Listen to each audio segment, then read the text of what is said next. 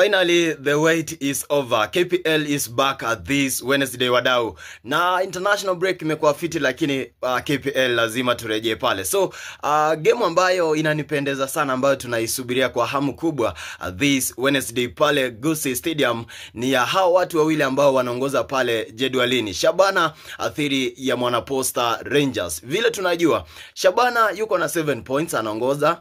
Kisha Posta anamfuata naye alama ni 7 vile. Lakini wote wamepata ushindi mara mbili na kutoka sare moja. So wadau, wacha tuangalie in the last games ambazo zimechezwa kati ya hizi teams mbili. Ni kwamba Posta Rangers ameokota alama 4 kutoka pale Shabana.